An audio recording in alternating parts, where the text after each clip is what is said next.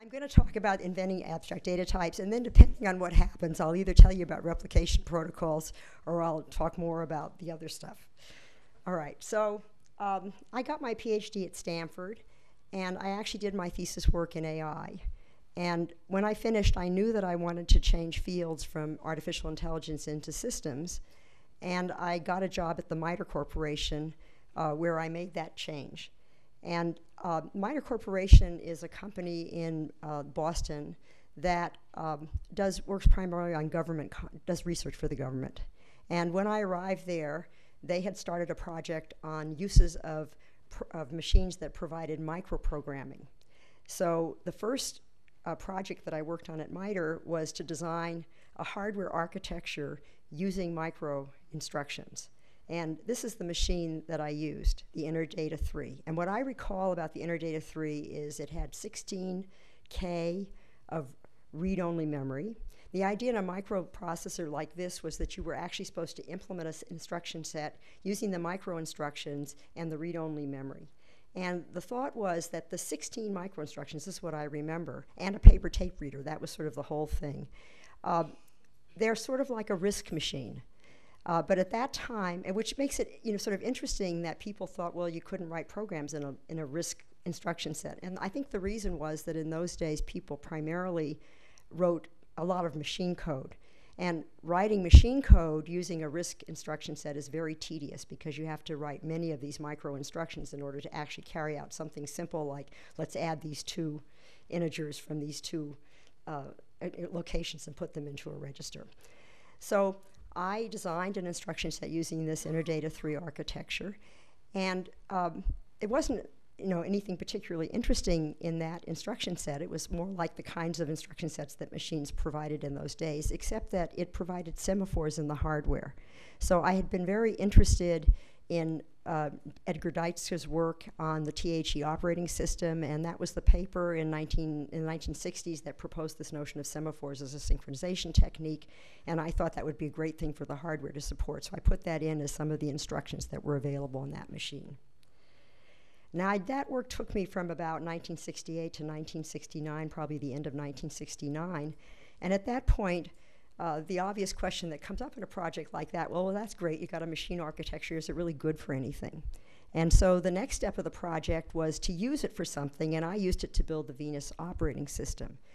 And this is early days, so this is when people were very interested in what is a time-sharing system, what should a time-sharing system provide, and the Venus operating system was a small multi-programming system, supported 16 concurrent users.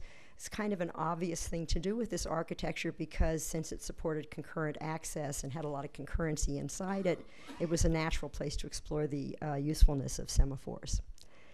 So I designed and implemented the Venus operating system using this instruction set, and that probably took me through about the end of 1970, and at that point I switched my interest to programming methodology. What had happened was the government had wanted people to do research in this because they had recognized that there was what they referred to as a software crisis. And those of you who have worked in software over the years know that we actually still have a software crisis. The software crisis has not left us. We have, for years and years and years, always had ambitions that exceeded our ability to implement things. This might have been the first recognition of the software crisis, but certainly not the last.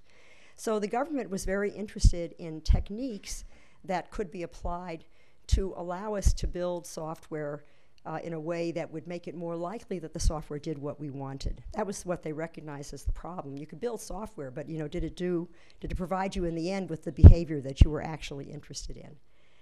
One of the things that contributed to the problem in those days, by the way, is that people could see the cost of hardware. So they knew that, if I bought this machine, it would cost this many dollars. If I bought this other machine, it would cost less. And they tended to buy the cheaper machine with the assumption that the software could make up the difference.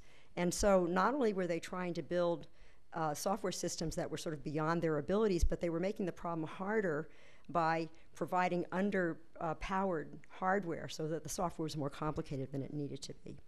So I'm going to tell you about the work that I did in programming methodology, but first I want to point out that programming methodology is really about two different topics. One of them is, how do you design programs? How do you design software? And actually, I was talking to somebody in hardware this afternoon, and you know, when you design hardware, the same kinds of problems arise these days. Anyway, the first one was about how do you do design, and the other one was, well, what should these programs look like in the end anyway? So the papers that I'm going to tell you about cover both of these topics. And what I'm going to do is tell you about some of the papers that I went back and read. This is not all the papers I read. And one of the things that I was struck back when I went back and looked at these papers was how good they are. So I really recommend to those of you who are students, it's really good to know about the past.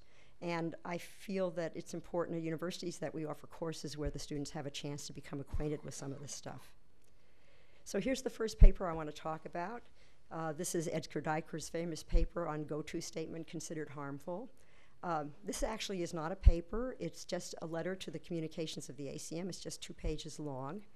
And it was extremely controversial at the time, which is a little bit hard to understand today because nowadays, you know, nobody thinks about programming with go-tos. Our modern programming languages don't have go-tos in them.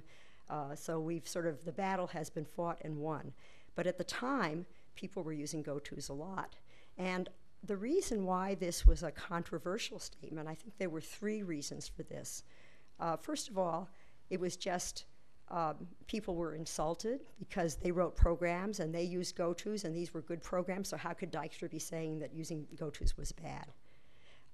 Another reason, though, was that programming languages at the time were not powerful enough. So if you know, some programming languages you had to use go-tos, like Fortran. In order to get out of a for loop, you had to go to someplace. And other programming languages simply missed necessary features. So for example, if you don't have an exception mechanism, and almost all programming languages at that time did not have one, then passing a label as an argument to a procedure is a very good way to handle exceptions because the procedure, if it wants to throw an exception, simply goes to the label. Or if you don't have some sort of case statement in your language, then you can simulate that with an array of labels. The third reason people were insulted was, or upset about this, was just that it was just not the way they were used to doing things, so it made a big shift. Now, what Dijkstra said in this paper was really very important. He said, reasoning about software is hard. And this is very early days. I mean, that, again, is something I think we all understand today, but at the time it was a pretty radical statement. He said reasoning about software is very hard, and one of the reasons why it's hard is because you reason about what a program is doing by looking at the program text, but what you're reasoning about is an execution of that text. And so you're reasoning from something static about something dynamic. And so he said, well, the reason you don't want go-tos is because you want to keep the static and the dynamic as closely correlated as possible. And then he used the analogy of debugging. He said, well, supposing you're debugging and you're at a particular point in your program and you want to understand, how did I get this bad result?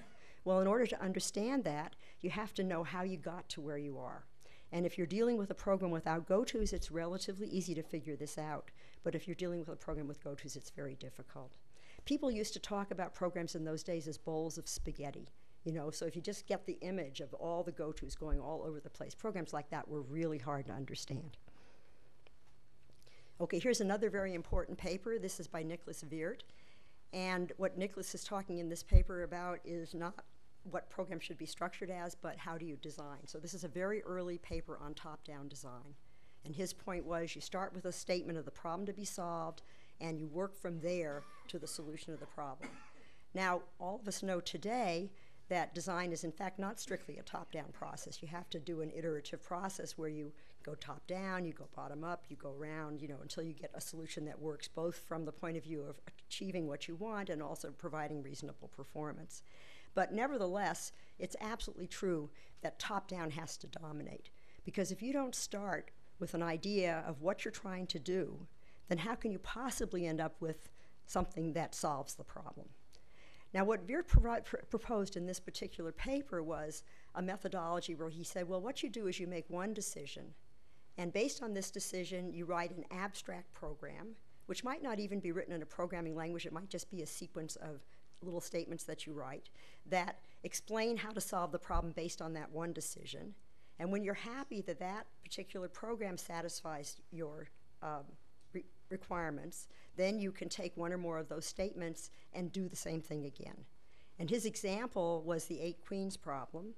And what he proposed that was the first decision would be that you would do a solution where you always extended by 1 column. So you would imagine that you had a solution that worked for the first n columns, then you would extend it by adding 1 more column.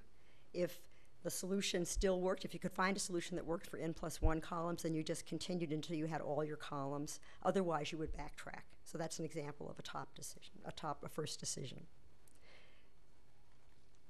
Okay, here's another very important paper from that era. Actually, Dave Parnas wrote 2 papers at about the same time. And this is a paper now on how programs should be structured, really, rather than about design. What Dave said in this paper was interesting because it sort of shows you something. It was a very important paper, but it also shows something about what stuff was like at the time. He said programs are made up of modules. I don't know what these modules are. But whatever they are, what he was saying in this paper is whatever they are, the whole point of having modularity is so that you can reason about each module independently of the rest of the program. And in order for that to work, you have to have a complete description for each module of what it does. And in order for you to be able to do that, you have to understand what are the connections between the modules. And what he pointed out in this paper was the connections between modules are more than just the name of the interface and maybe the arguments that are being passed. It's all the ways they're connected. In those days, there was a lot of communication through free variables. Unfortunately, there still is today. You have to capture all of that, all the interactions through the file system, the database, and so on. Okay, so I read those papers. I read a whole bunch of others. And as I was reading them, I realized that I'd actually, in designing the Venus operating system, invented a programming methodology. I hadn't done it because I was thinking about programming methodology. I had done it because I knew this was going to be a very demanding project. And I was worried that we might not be able to achieve it in a reasonable period of time with a small group of people. And so I invented a methodology for how we were going to build that software. And so I wrote up this methodology, which I'll tell you about in a minute, in this paper that was published in 1972. Okay, and what this methodology was, as I mentioned a minute ago, in those days people often designed their programs as a whole bunch of global variables and then a bunch of procedures that passed arguments to one another but also communicated through those global variables. And frankly, the whole ALGOL stream of languages, which was really the hot topic in programming languages at the time, contributed to this problem because ALGOL was a block-structured language, and the idea was that you had global variables at the top, and then you had subblocks, and of course the stuff inside a subblock was hidden, but inside the subblock you could communicate through the outer block. By the way, I should say that when I first gave this talk to my students, I discovered they didn't know what the ALGOL stream of languages was, which was pretty surprising to me. Anyway, what I did in Venus was I said, well, no, we're not going to have any global variables. We're going to take all the global variables and we're going to partition them. We're going to give each partition to a module. And then the only way that any other part of the program is going to be able to interact with those global variables is by calling operations of the modules. And since the module would be doing several different things with these operations, there was actually more than one operation.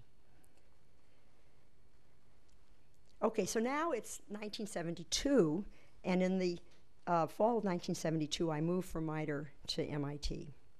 What had happened was I had given a talk on the Venus operating system at the Top Systems Conference. This is SOSP. And as a result, I was invited to apply for a faculty position. One thing that had changed in the United States at that time was that whereas in 1968, when I got my degree, there was about zero interest in having women on the faculty. By 1972, the landscape had changed. There was something called Title IX that was trying to promote women, and at MIT they were very interested in hiring women, and that was true at a number of other universities as well. So I moved to MIT in 1972, and it was a very fortuitous time for me to make this move because I'd gotten really interested in this problem of programming methodology, and I probably had reached a stage where I was no longer going to be interested in switching from one research project to another while, whatever the government had in mind. And what I was really interested in the fall of 1972 was how could these ideas in programming methodology be elaborated or evolved into a technique that ordinary programmers could use. What I felt was that these were really interesting papers that I'd read, and whenever you read one of these papers, like Parnas's papers, you'd say, oh yeah, this is a great idea. He'd have a little example. You could say exactly that was the right way to do this problem. But when you tried to pick up the idea and move it to some other problem, it was totally unclear what to do. And so I was really interested in this question of there was something missing there. You know, they were just a sort of fluffy ideas, and they didn't really have a hard methodology associated with them, and I wanted to make that next step. And so I was thinking about this problem, and sometime in the fall of 1972, I got this idea of connecting my idea of partitions to abstract data types, where the object would be a partition, inside would be its representation consisting of a bunch of variables, the operations would then be the operations on the object. Now, I've thought for a long time about where did that idea come from?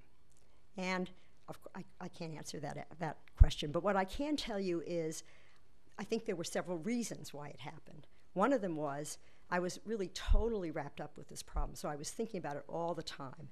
You never have a great idea unless you're working the problem. It doesn't just come out of thin air. Now, my typical way of working is I don't work long hours. I tend to work about a 40-hour week. But that doesn't mean when I'm off. You know, I go home, I'm not working when I'm home, but nevertheless, you know, your mind is working and things kind of get done at night. Often I find in the morning that I have ideas about something that was bothering me the day before that I hadn't thought of then. Anyway, I was thinking about this idea all the time, maybe not consciously, but unconsciously. The other thing is that you can see in retrospect that the idea was waiting there. You know, if you read these papers in hindsight, you say, oh yeah, that looks a lot like a data abstraction. The thing was, nobody saw the connection then, but it was sort of waiting there to be discovered. And what typically happens is more than one person thinks of it about the same time. So anyway, I got this idea of connecting partitions to abstract data types sometime in the fall of 1972.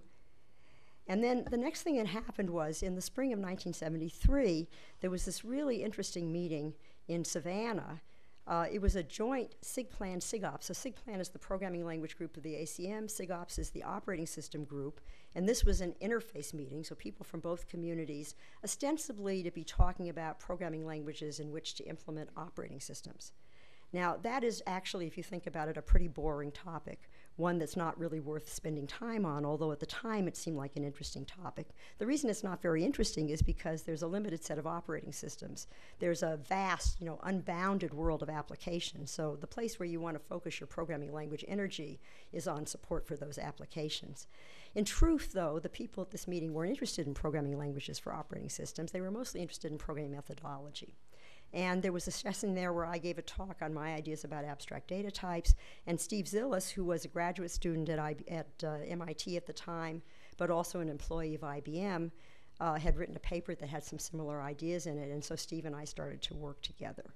And Steve was an unusual student. He was older. He'd worked at IBM for several years. He was very experienced, and so, you know, he made a very good companion for me to work with.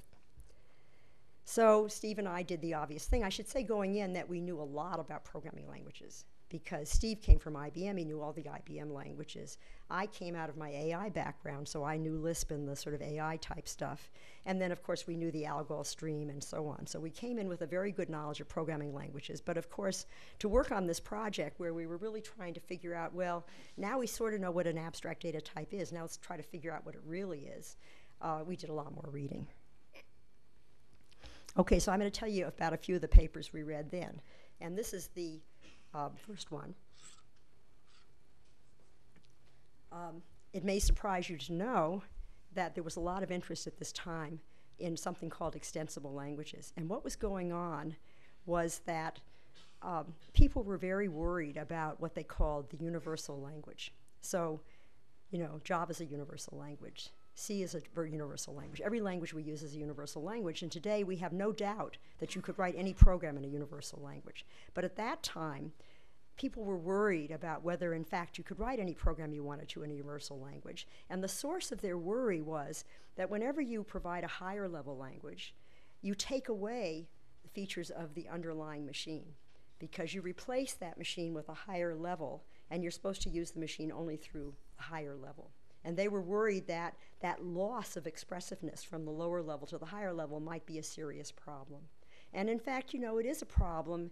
If you think about writing, say, low-level systems in Java today, you do sometimes dip down into C in order to accomplish a few things very efficiently. But in general, by now we understand that you can write in a universal programming language. Anyway, the work on extensible languages was intended to try and address this problem with universal languages. And as Steve Schumann and Pierre Girand pointed out in this very interesting paper, there were two different approaches being looked at, syntactic and semantic. What was meant by syntactic was that you could actually extend the syntax of the programming language. And on the surface, this is a very plausible idea. So, you say, well, I have to use factorial a lot. So why can't I take that exclamation point and make it mean call the factorial function? That would make it so much easier for me to write my programs. In reality, it's an absolutely dreadful idea. And the reason it's a dreadful idea is because we know today that reading programs matters much more than writing them. A program is written once, it's read by its author over and over again, and by the 10th time you read it, you've forgotten what you were doing. And then it's read by other people in your group, and 5 years later, somebody has to maintain it. So reading programs is what really matters, not writing them. And to read a program, you have to understand its syntax. And so what you would like is at least a syntax that doesn't change, even though you may have some problems with semantics if you look at some of the modern programming languages. So the other thing they talked about, though, was what they referred to as semantic extensions. And Bob Balzer's thesis, written in 1967, was an example of this. What Bob said in this thesis, he effectively assumed that all data types were collections. And he said every data type should have 4 operations. There's an operation to put something in the collection, to remove something from the collection, to see what's in the collection, and to modify something in the collection. And then he invented sort of ways of using special syntax for this. So this you can see is it's a step along the way to abstract data types, except of course all data types are not collections, and it would be very inconvenient to say they all have to have the same set of operations. And not only that, but there was no encapsulation, so it was just a kind of a sugaring on the language. It didn't provide you with any way of protecting what you were doing. Okay, here's another very important paper. This is a paper on Simula 67. And this paper by Ole Johan Dahl and Tony Hoare appeared in a very important book, which we always refer to as the Little Black Book. It's a small book. It has 3 monographs in it.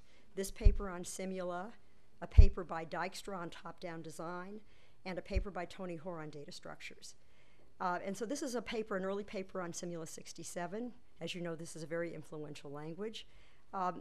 The main reason I'm showing it to you is actually because it wasn't influential for us. I mean, we knew about it, but it didn't seem to us that it was really addressing the problem that we were interested in. Certainly, they talked about classes, in which classes could have multiple operations, and that was related to the kind of stuff we were thinking about. But there was no encapsulation in Simula at the time, so it was just a grouping mechanism. And not only that, but it was very focused both on simulation and parallel computing, but also inheritance. And inheritance, again, was not something we were very interested in because we were mostly interested in trying to make sure we got our encapsulation right. Here's a very important paper by Jim Morris. Jim was talking about modules again, and this was one of the very early papers that really was trying to get at the question of what is modularity good for. So I talked about this earlier. I said, the whole point of modules is that you can break your program up into these small pieces, and then, provided you do it right, you get to reason about each one in isolation.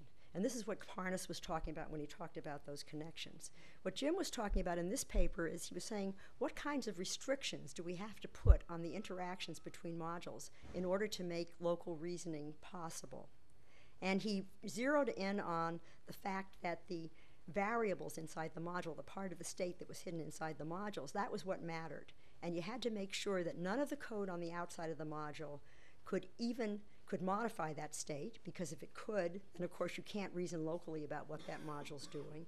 It wasn't even supposed to access that state, and that's actually very important also, because if it could access that state, what that means, if I want to re-implement the module later, I can't just change the representation. I have to sort of stick with what I've showed you before. And then he went on from there to talk about, well, what kind of mechanism could I use in order to protect the inside of the module? And he came up with something he called seal and unseal. And the easiest way to think about this is in terms of encryption. So the idea is that the module has a key that's known only to the module. Every time it produces a new object, it encrypts it with its key. This means that nobody on the outside can get it added at all. And also, if you tried to pretend you had one on the outside, it would never decrypt when it came back in again. So this was a way of protecting things. Now, Jim didn't talk in his paper about how you'd implement seal and unseal. And clearly, if you had to do it using encryption, this would not be a practical technique. And actually, to my knowledge, nobody's ever actually investigated this further, but it was at least a plausible technique. Okay, here's one final paper I wanted to mention, and that's this paper by Bill Wolfe and Mary Shaw. Bill and Mary, you can see this is coming from go-to considered harmful, global variable considered harmful. They're picking up what I've talked about already. It's not a great idea to program with a whole bunch of global variables and have all your modules communicating between them. And they talked about this as all the hidden connections and the fact that you could not understand very well what your modules were doing. Okay, so Steve and I read all these papers and a whole bunch of others, and my memory of the summer of 1973 was that it was sunny every day, because at that point, where I was working in Cambridge, Massachusetts, next to my lab, there was a lovely plaza that had nice trees and benches to sit on, and Steve and I met for lunch every day, and we'd talk about what we'd been thinking about, then we'd separate and think independently and meet again the next day. Of course, it was Cambridge, Massachusetts. It obviously rained, because it rains there, but it's interesting how memory changes things. Anyway, Steve and I were really working on this, and by the end of the summer, we had written a paper that explained our ideas and submitted to this conference, where it was published in April of 1974. And what that paper had in it was two things. First of all, it explained the idea of abstract data types much more precisely than had been done before, and what it said was an abstract data type is both a set of objects and a set of operations. And the important thing was the operations were the only way that you could interact with the object. So you had no other way to get at the object. And then in addition, the paper proposed a sketch of a language that could be used to implement abstract data types. So it talked about a linguistic mechanism called clusters, where there was encapsulation, so you couldn't get inside the cluster to modify the representation. It expressed the goal of polymorphism. So the idea was, it's not enough to implement a set. I want to have a set of T. A set of integers is not enough. I want a set of arbitrary type. And so I can decide when I use it what type of element it should have in it. And we thought this was a very important goal for the language. We didn't know how to actually achieve it. What we said was that we thought we might have to veer from static type checking in order to get it. So we had this other goal of static type checking, except we said, well, if worse comes to worse, we can use seal and unseal as a way of achieving it. And then we also said this language ought to have an exception mechanism. And this harks back to something I said before, which was languages mostly didn't have exception mechanisms in those days, and so we thought it was really important to have that. And so this is the situation as of the end of the summer of 1973. And what happened in the fall of 1973 is that 3 first-year graduate students showed up in my office and said they wanted to work with me on language design. And these were Russ Atkinson, Craig Shafford, and Alan Snyder. And these 3 students, together with myself, became the team that designed the CLUE programming language. So it's interesting, this is what happens in a university. The students are such an important part of the research projects. Steve Zillis still continued to work with us, but he was focused on his PhD thesis, which was on algebraic specifications for abstract data types. I would have loved to have showed you pictures of who these people are, but I could only find current ones. So here's my one picture from the past. This is actually Jack Dennis, a very well-known person in computer architecture, myself, and that's probably 1974. And Jack's group was also a big participant. They all came to my group meetings. Okay. So I'm going to tell you now a bit about CLUE and why we went on to work on programming languages. It might seem like this was the obvious thing, and of course it really was. We'd written this paper, and it sort of had a sketch of a programming language, so the obvious next step is to continue that line of work. But in fact, I had a well-thought-out rationale for why to do this. And the rationale was what I have on this slide. First of all, programmers think in terms of programming languages. So I felt that really elaborating the ideas in a programming language they could use would be a very good way of making sure they could understand what the ideas were. So I was still worried about this problem about the gap between the language, the paper, and applying the idea in practice. Another virtue of designing a programming language was it would allow you to really figure out whether the idea worked in practice. If you have to implement something using a programming language, then you're going to understand if there's something that you don't have that you need, because it'll get very awkward very fast. Another reason is that a programming language is a mathematical object. And this is true in spite of the fact that in those days, people didn't write formal specifications for programming languages. Of course, even if you do write a formal specification, it probably has errors in it. But they wrote reference manuals instead.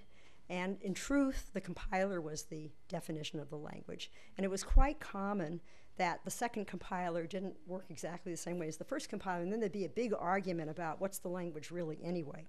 Nevertheless, it is a mathematical object, and we worked very hard in CLUE to be very precise in our definitions, even though we were not trying to give formal definitions. And then the last thing that you can't forget when you're working on a project like this is that you have to have something with good enough performance. Now, performance is greatly overrated in the computer science field, because what you need in performance is good enough performance. You don't need the best performance. And it has to be good enough performance for what you're trying to do. But the performance requirements become particularly severe as you get low down in the programming stack.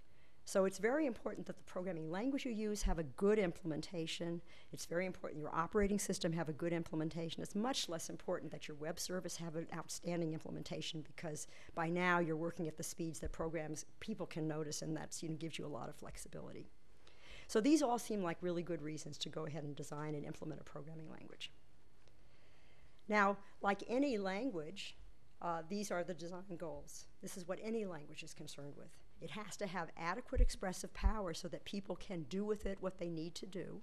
And I'm talking here about expressive power, the ease of expressing what you have to do, not computational power, because all programming languages are Turing complete. It has to be simple enough that people can really use it, understand what it does. It has to have adequate performance, good enough, and it has to be easy to use. Now, one reason why I'm making such a fuss out of this is because these rules don't apply only to programming languages. These are the rules that you need to follow whenever you define an interface. So these occur over and over again when you design programs. Whenever you define an interface, it has to satisfy these four requirements. In addition, in CLUE, we had a few extra requirements. We wanted it to be sort of as simple as it could be to do what it had to do. We wanted it to be uniform, by which we meant polymorphism by mailing, but anything you could do with the built-in stuff we wanted to be able to do by writing programs. And we wanted safety. We wanted to be able to find as many errors at compile time as we possibly could, and then we'd like to have a whole bunch of other errors that we could discover at runtime automatically. So this is early days again.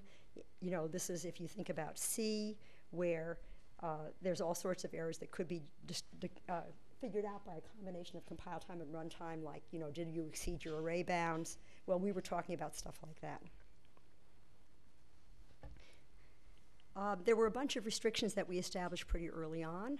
One of them was no concurrency. That turned out to be a huge win. The reason was it didn't fit the minimality goal. We felt it would distract us from focusing on the abstract data types. Turned out to be a huge win. If you think about concurrent programming today, there's still big issues there, and I'm sure we would not have made much progress on that.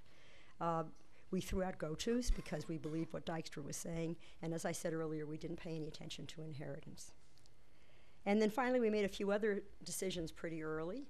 And the heap base with garbage collection was pretty radical at the time, because that was the day of stack-based languages, and there was a lot of arguing about this. You can see my AI background coming in here. I just thought this was the way to go. There was no block structure in the algol 60 cents. Certainly we have block structure within modules, but modules are not connected by block structure. In fact, we wanted to support separate compilation, where you might be able to compile a module that used another module, even though the other module hadn't been implemented yet. And we wanted static type checking. This is where I deviated from my Lisp background, because I remembered so vividly in the days when I was working on my thesis how annoying it was to spend 2 hours trying to figure out what the error was, and then discovering, oh, if the compiler had just done some simple type checking, we wouldn't have had this error in the first place. Okay, so I'm going to talk about CLUE at a very high level just to show you what the abstraction mechanisms in it were. Okay, so there are 4 things: clusters, polymorphism, exception handling, and iterators. Okay, so here's the header of a cluster, and the main point to look at on this slide is that the top line there lists the operations. So this is making a statement in the syntax about the fact that an abstract data type is both the set of objects being defined by the cluster, but the operations on the objects. Okay, the next thing I have on this slide is I'm just showing you how to use one.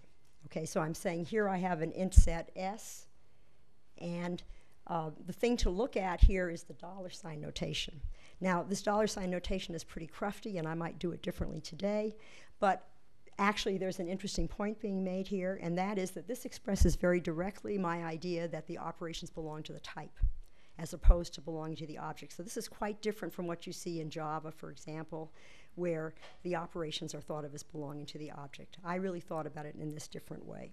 We actually spent quite a bit of time discussing whether it should go one way or the other, and the reason why we went with the type was because we thought it was important to be able to handle binary operations efficiently. So if you think about a matrix type where you want to add two matrices, it's very useful to get inside both matrices simultaneously. You can get a more efficient implementation that way. Whereas in Java, what you get is you really can't do that very well. On the other hand, you could have two different matrix objects implemented in different ways. Today, I actually believe the Java way is the right way to go. And I should really say the Smalltalk way, because the ideas in that part of the ideas in Java are coming from Smalltalk. Okay, the final thing I'm showing is a little bit of the inside of the cluster. And this rep equals line, that's what we had include or replace what you see in a language like Java where you have a set of instance variables. Typically the rep was a record, and the record had several fields, and each one of those fields you could think of as an instance variable. And then the final thing I have here is a little implementation of one of the operations. This is the create operation that you use to get a new set object. And what's interesting on this slide is the use of that word CBT. Okay, so what's going on in create is inside we have an array, outside we have a set, and CBT was our way of making a statement. It's saying, okay, as we go out, we're turning from the array into the set. So this has a connection to Jim Morris's ideas. We're thinking there about seal and unseal, except that this was all done with compile time type checking, so there's no runtime cost associated with it. Okay, polymorphism. So what I showed you before was a set of integers, but we wanted to have general sets as well. And what I'm showing on this slide is just the changes that you make syntactically. So now the cluster has a parameter, a type parameter, and down below I'm showing you an instantiation where we say, well, for this one I want a set of integers. Okay, now the reason that we found polymorphic types difficult was because when you start to think about polymorphic definitions, not every type makes a reasonable argument. Okay, so for sets, fundamentally, your parameter type has to have an equality relation. And not every type has an equality relation, so we were worried about how do you express that kind of constraint in a way that will allow us to do compile time checking. And we finally came up around 1974 or 5, probably 1975, we came up with this solution of the where clause. So we added to the header of the cluster this where clause that lists the operations with their signatures. So this is saying that parameter has to have an operation named equal that takes in two t's and returns a Boolean. So it's a syntactic constraint, and once you have that, then you can do all the type checking at compile time. So to go backwards, now I can check when I do this instantiation that it's okay to instantiate with integers because integers has that equal operation with the required signature. And then inside, I can use that operation. I happen to be using it through some syntactic sugar with that little equal sign, but that's just a call on the equal operation of the parameter type. Okay, now I want to talk about exception handling for a minute. So that's it for clusters and polymorphism. I haven't showed you all the details, but it gives you a general flavor. As I said before, most languages didn't have exception mechanisms. Those that did a pretty bad job. I mean, PL1 had an exception mechanism that was very Baroque. And John Goodenough wrote a paper in 1975 in which he sort of talked about the state of the art. And these were the two main issues that people were arguing about. One of them was they really didn't know what the semantics of an exception mechanism ought to be. So the question they were looking at was, should the procedure that's throwing the exception, should it terminate? Or should it, in fact, be able to resume after the caller had handled the exception? Nowadays, you know, it's a done deal because we've all ended up on the termination side. And then the other question people had is, well, how do you specify the handlers? Do you do it at the call site? You know, so when you make the call, do you syntactically associate the handler with the call somehow? Or do you put it off on the side in some way? Do you have a way of saying, within this entire program, every time this happens, handle it over here? So we read this paper and a bunch of others, and we came up with an exception mechanism, which is fundamentally what you see in modern programming languages. And all I'm showing you here is that, anywhere you wanted, you could, first of all, I'm showing you we extended the header so that it would tell you about the exceptions. And these exceptions could have arguments if you wanted. And then it's also showing you here how you threw an exception. And the main thing that strikes you when you look at this and you look at a language like Java is how similar they are. So we settled for the resumption model, and we also settled for call site handling. So here I am showing you a call on set, and you can see that I've put an except statement right there on that thing, and you can attach it syntactically to any containing structure. Okay. There's one way in which the clue mechanism, in my opinion, is better than what's available in either Java or C#, and that has to do with what do you do about the exceptions that shouldn't happen. So if you think about what goes on with exception handling, there are sort of three possibilities. Sometimes you throw an exception, and it's something of interest to the caller, and they handle it and go right on about their business. So, the set signals an empty exception, I catch that, and I know the set's empty, and so I go on to the next phase. Another thing that happens is it really represents an error that you sort of expect to happen, but what you want to do is bring it to the attention of your caller. When that happens, though, you're always changing it semantically. So it turns out it's no longer the empty exception from set, it's some other exception from the calling module. But then there's a third thing that happens, and that is the exception shouldn't have happened at all. And this is about 90% of the code. So it's actually a very important point. I'm running a loop. I say, while the set is not empty, do this. I call an operation of the set inside. It throws the empty exception. So what should the programming language do about this? Well, we had a solution to this that satisfied two principles. One is that we wanted interfaces to be accurate. In other words, we didn't want procedures to throw exceptions that weren't listed in their interface.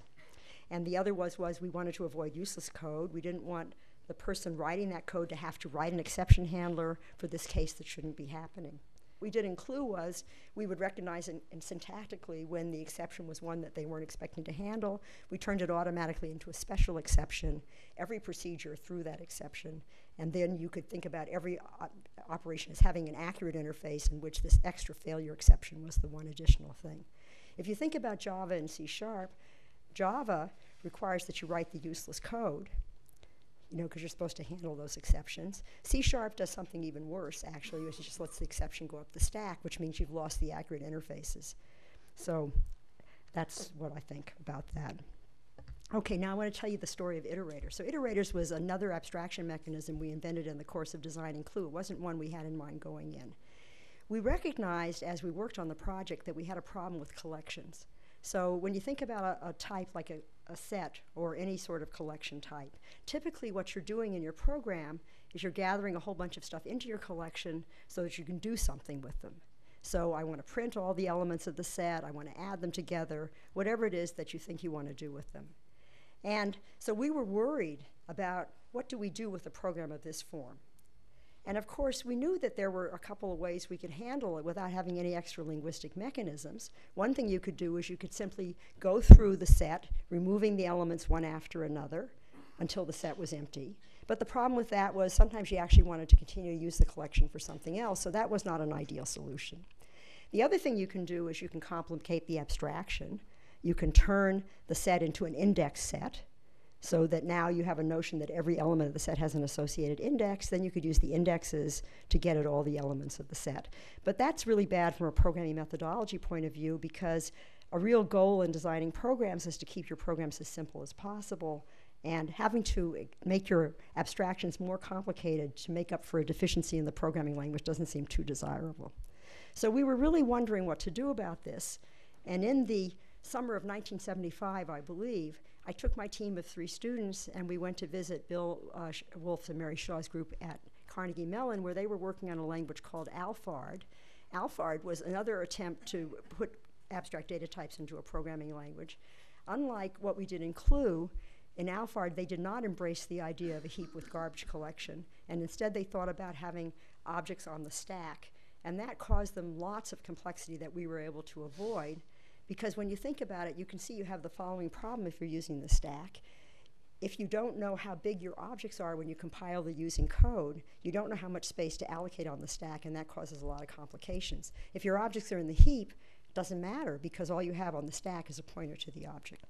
Anyway, went to visit their group at Carnegie Mellon, and they told us about their idea for generators. And generators were fundamentally what you have in Java. In other words, they're a kind of a fancy type. There's an operation to start up. There's an operation to get the next element. There's an operation to test if you're done. And so we said, oh, yeah, that can really solve our problem with iteration, except we thought it was kind of klutzy. And so on the airplane, returning home from our visit at CMU, Russ Atkinson, one of my students, invented iterators. And what's nice about iterators is they're like procedures. You call an iterator, it does its work. In fact, I'm going to show you the next slide. So here's a use of an iterator. So this members is an iterator. It looks just like a procedure, except it has a special way of returning that I'll show you in a minute. When you start the for loop, you call it. Every time it has an element to produce, it yields that element. Then you run the body of the loop. And when the body of the loop is finished, you go back into the iterator where it yielded, and it just continues running.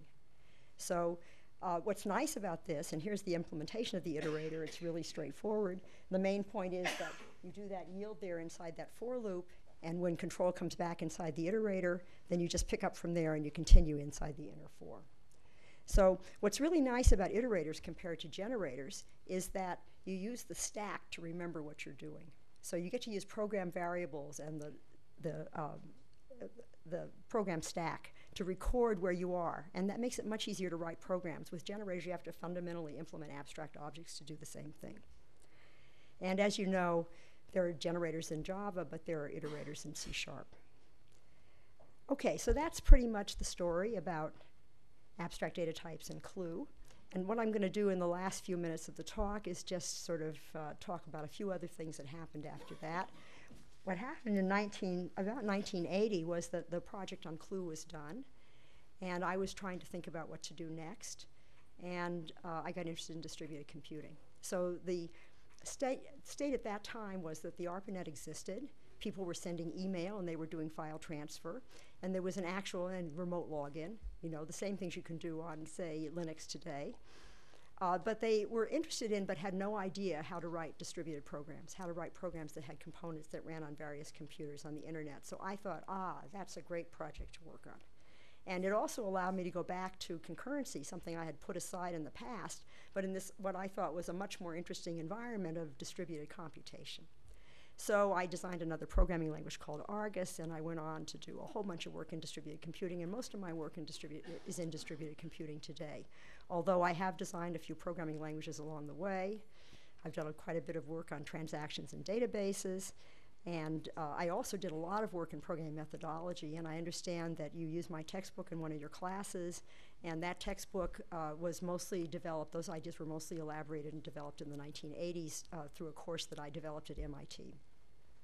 What I'm going to tell you about in the rest of this talk is just a little bit of work I did on type hierarchy, because I think it's a kind of an amusing story.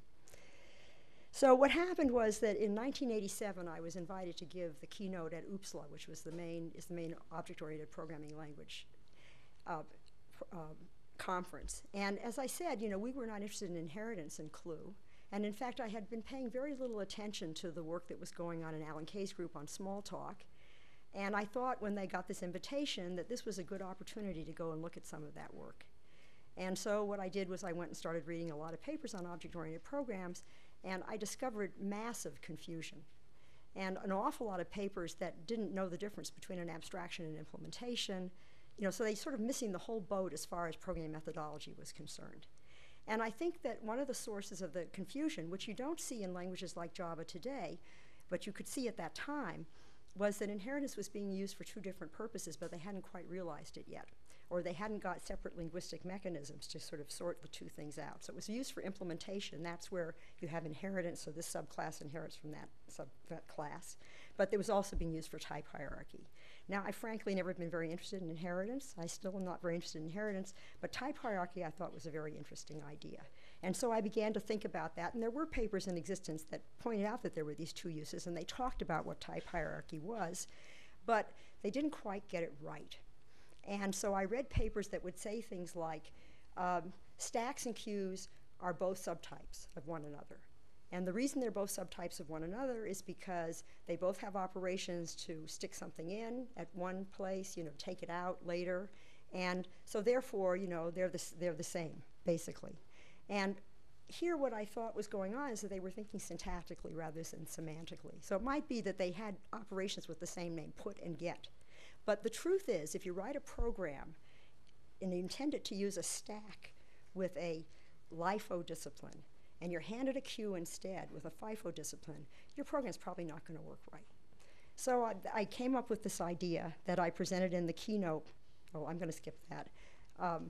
So here's my slide about type hierarchy, which I presented in my keynote at UPSLA in 1987, which came to be called the Liskov substitution principle. And I'll get back to that in a minute. But I said it was simply a common sense idea. It said objects of subtypes should behave like those of supertypes if used through the supertype method. In other words, they could have more operations, that was fine. And if you use those extra operations, you might see additional behavior. But if you limited your use to the supertype operations, then as far as you're concerned, it was exactly like having a supertype object in hand. And I mean, it just seems like a common sense idea that you could, again, sort of see waiting to be discovered, but people hadn't quite put their, fingers around it yet. Now, this idea of being called the Liskov substitution principle, this is nothing that came from me. What happened was sometime around 1992 or so, I got an email from someone, and they asked if I could please explain whether this was the correct interpretation of the Liskov substitution principle. So I discovered that there was, in fact, a very large community on the internet that had named this thing the Liskov substitution principle and were talking about it all the time. And it was the news to me. Now it's called LSP. Nevertheless, I mean, it is the underpinning of object-oriented programming, because if you follow this principle, then you can freely use inheritance and type hierarchy and get the right kind of result. Okay. One final thing I wanted to point out about what I said in that paper, and something that's absolutely true, is that in CLUE, we had this where mechanism to handle the polymorphism problem, where we could say that you could only instantiate with this type if it had the following operations. In an object-oriented language like Java, you use a subtype hierarchy instead to say the same thing. I think that's probably a slightly better way of doing it, but the important thing to realize is that either of these is only a syntactic statement. All either one of them says is operations with these signatures. In addition, you always need a semantic statement, a specification. So, just because I have a operation named equal doesn't mean it's an equality relation. You have to actually say on the side what that means. Okay, so we're basically at the end here. At the time that I got the Turing Award, my husband was online every day and looking at all the quotations on the internet. Now, if you ever bother to do that, you'll discover the internet's a very strange place. And of course, you don't want to believe everything that you see on the internet. And there were lots of things people were saying. But this one struck us as particularly amusing. Somebody wrote a comment on the internet. They said, well, what did she get that award for? Anyway, everybody knows this already. And they were talking about this idea of modularity based on abstraction. And in a way, I mean, I thought this was a tremendous compliment. I mean, it just shows you that the world has totally changed. Because at the time that this work was done, nobody thought about it this way at all. But today, it's the underpinnings of our profession. So it's actually been an amazing, amazing change. And I just thought that this particular remark on the internet sort of just, made the point about how big a change it's actually been. Okay, so I'm just going to conclude by saying there's still an awful lot of work left to do. And these are the kinds of challenges that I find particularly interesting, because I am a systems person. I've switched completely from being in AI to being in systems, just like I wanted to do. And the first one is, if somebody come up with a new abstraction mechanism, that'd be great. Data abstraction, iteration abstraction, they raised the level of discourse. It meant that you could think about your programs at a higher level, which meant that as a programmer you were more powerful and you could get more done. I have not seen another one. And in fact, I really haven't been working in programming languages because I sort of feel like I want to have another one in order to work in programming languages. And you can see that this is, it would be great if we could have another one. There's been some progress along these lines in parallel computing. There's data parallelism, that was a useful idea. There's the MapReduce concept. But I don't know that we have come to another one. The next two are two research areas that I find particularly interesting. First of all, we're in the advent of massively parallel computers, as many of you here are well aware. Just because Intel can't make single machines run faster, just because Moore's law is running out, does not mean that, you know, God says that we need to have processors with thousands of machines in them. But nevertheless, it's a very interesting question, you know, and the most interesting question about parallel machines is, can we write software that actually uses them? If in the end, all we can do is write embarrassingly parallel programs on these machines, then they will not be general purpose machines and they will not turn out to really be good for anything. They're a wonderful playground for computer architects right now because they're trying to figure out how do we do this, that, and what kind of caching, what kind of memory hierarchy, and so forth. They're a great playground actually for people in operating systems because they're rethinking how to do operating systems to make them run better. But the software problem is what's really going to get us. And that gets us back to this abstraction mechanism question. We need programming languages that make it better, easier to write parallel programs. And I don't think I've seen one yet, but it's not my area, so I can't say that, you know, I'm completely up to date. But even stuff like transactional memory I don't think is really getting there. What's much closer to my interest is the internet as a computer. This you certainly see happening. Amazon's trying to sell you storage, they're trying to sell you computation, and you can just see that the world's going this way. What I think is interesting and where the research challenges are is if you start to look carefully at what people are offering, what you see is the semantics is awful or undefined. The reliability is not good, the availability is not good, the security is terrible. So, you know, from a research perspective, this is a real challenge. What should the semantics of the storage be? What should the semantics of the computation be? How do you achieve this with good reliability, good availability? And what do we do about all those medical records out on the internet that, if we're not careful, anybody can see? So there's lots of work left for you to do, all you students in the audience, and that's the end.